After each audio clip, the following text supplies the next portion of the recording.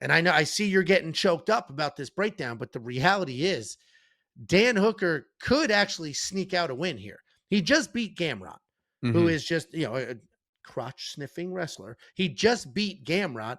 Arman is basically the same as Gamrot, literally lost to him. I think he's got better striking or at least a little more power. I don't know what we're going to get in that fight because Arman should win. He's the number one contender. If he doesn't win, like, whoa, what are we doing here? Arman should win this fight, but Dan Hooker has shown us that he is a warrior. He doesn't slow down. He doesn't care. He does not. Go ahead, take me down. I'm going to stand up. He's not going to get frozen in the moment. Like, how many times have we seen fighters frozen at the idea of a wrestler coming their way so they don't let their hands go? Dan doesn't give a shit. That's a really, really good main event.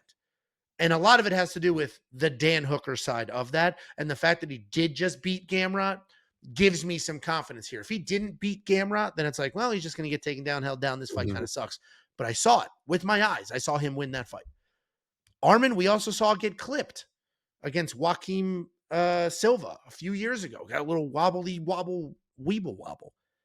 Dan Hooker's got a little power. He's a little loony. Like he's not unorthodox in his style, but he is unorthodox in his willingness to engage in a firefight, which I think Arman's going to be diving at legs here. It could be closer than a lot of people think. Yeah, it could be close. I think where Dan Hooker has the advantage is obviously the reach and the range. He utilizes his long jab, he utilizes his long kicks, all of those things. But as well as it's also a lot harder to kind of hold those guys down because they can post their hand and start working their way back to the fence and then standing themselves up. It's hard to reach across a guy's body that's that long. I used to have to train when I was training with Islam. Islam was a longer fighter. Luke Rockhold, same thing. I trained with another guy named Reese. I can't remember his last name. He was like 6'3", 6'4", 155 pounder.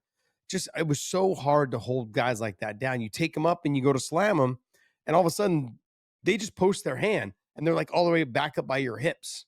You're like, how in the hell are you still up this high? Like, I'm trying to get your hips higher than your head.